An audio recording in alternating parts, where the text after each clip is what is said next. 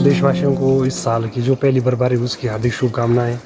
जैसा कि सभी को पता है कि ग्लोबल वार्मिंग के कारण जो हमारा टेम्परेचर है वो बढ़ता जा रहा है, जिसके कारण हमारे जो प्राकृतिक जल स्रोत है वो सूखने के कगार पर है। कई नाले भी सूख गए हैं, कई पौड़ियाँ भी सूख गई है।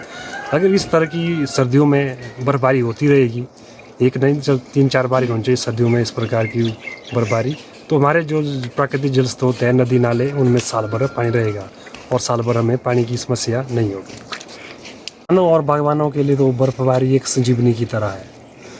विशेषकर हमारे जो बागवान भाई हैं, उनके जो सेब के पेड़ हैं, जापानी है, पल्लम है और जो अनार के पेड़ हैं, उनमें जो कैंकर की जो समस्या आ रही है, उसके लिए तो ये बर्फबारी बहुत ही प्रधान साबित हो रही है। मतलब पिछले 1-2 सालों से बर्फबारी नहीं हो रही थी, जिसके कारण कि सेब के पेड़ों में जापानी हो गया, नाक हो गया, नाशपाती, उनमें मतलब कैंकर की समस्या आ रही थी और अन्य भी कई समस्या आ रही थी। मगर इसी तरह अगर बर्फबारी होती रहेगी तो मुझे लगता है कि उनमें जो कैंकर की समस्या लगभग ना के बराबर ही होगी।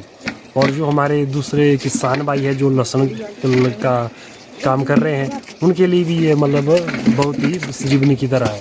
इसमें जो पीलापन आ रहा था, जो सूखापन होगा साल भर, मतलब बर्फबारी आने से ना तो लहसुन खराब होगा और ना उसमें पीलापन होगा और ना ही खेत में किसी प्रकार की पानी की कमी होगी।